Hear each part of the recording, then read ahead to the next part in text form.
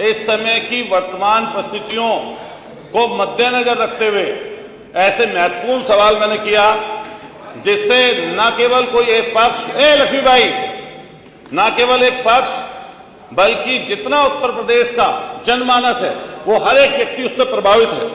मान्यवर, मैंने मंत्री जी से निजी अस्पतालों के विषय में कुछ बातें पूछने की इस सवाल में चेष्टा की है और उनका जो जवाब आया है वो निश्चित रूप से इस जनता के विश्वास को तोड़ने वाला है।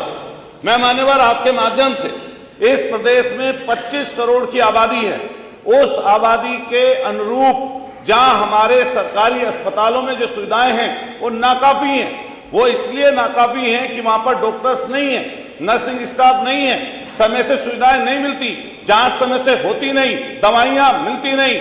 जगह जगहों पर हम लोग रोज तस्वीरें देखते हैं, माननीय मंत्री जी के विभाग में बेड पर कुत्ता लेटे हुए, कहीं पर स्ट्रेचर टूटा हुआ, कहीं पर हमारी महिलाओं पर, माता बहनाएं जो हमारी जो गर्भस्थ रहती है, बच्चा जन्म देती है सड़क पर, कहीं पर अस्पताल के फर्श पर, वो इनकी नाकामी है।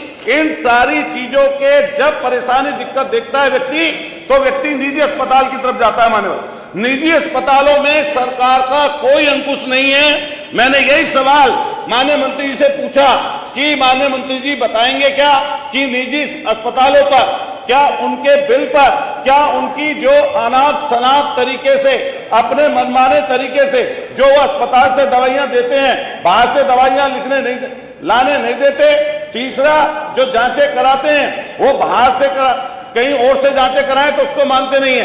क्या मान्यवर माननीय मंत्री जी बताएंगे कि अब तक पूरे प्रदेश में कोई ऐसी आपके पास शिकायतें आई हैं कि जिसमें निजी अस्पतालों के खिलाफ शिकायतें मिली?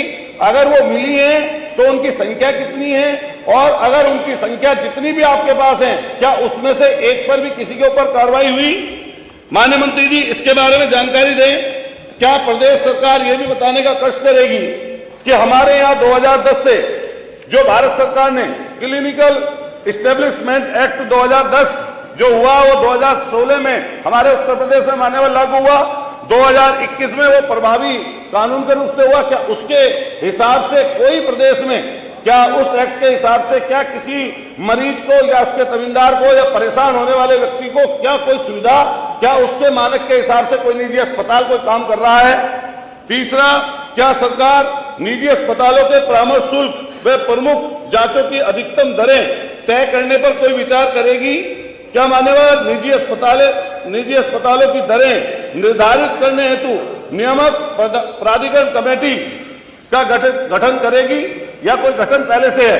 मैं मान्यवर यही चीज पूछना चाहता हूं। मान्यवर ये जरूर बता दें, चलिए धन्यवाद, कि जो इससे संबंधित हैं लोग जो प्रभावित हो रहे हैं उनकी संख्या करोड़ों में है। मान्यवर, ये चीज मैं अपनी तरफ से नहीं बोल रहा हूं, आप भी कोरोना के समय में, कोरोना के बाद मरीज मर जाते हैं अस्पतालों में, लेकिन आप भी कई बार शिकायत करते हैं, हमने शिकायत करते हैं। हालत देखिए उनकी क्या है।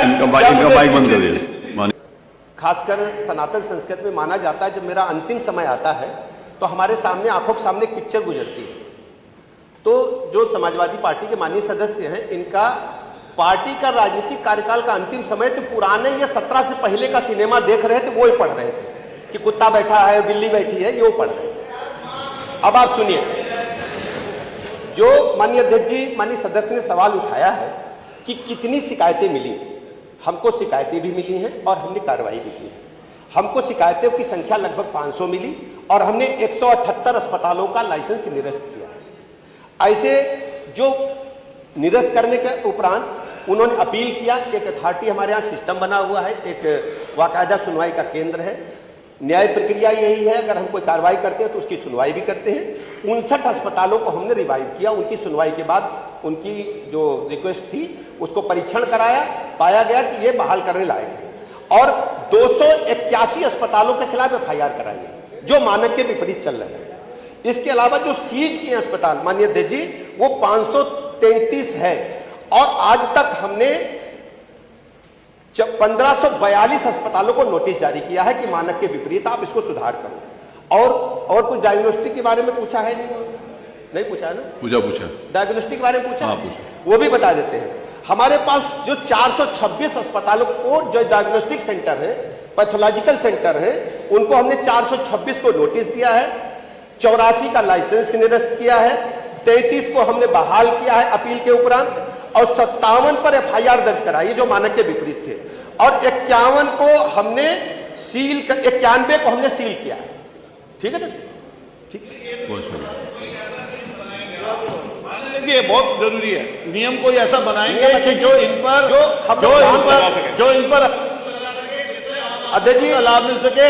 और वो नियमित है जिसके अंतर्गत पढ़ रहे थे, राय की बात उसमें कहीं नहीं थी। वो जो बिना कोई भी मंत्री है, एक मंत्री है, एक्ट है सर, हाँ वही, वो जो आपको जो नियम बना हाँ प्लीज आप जो क्लिनिकल एस्टेब्लिशमेंट एक्ट है, रजिस्ट्रेशन एंड रेगुलेशन का 2010 का, उसके अनुरूप हम चलते हैं।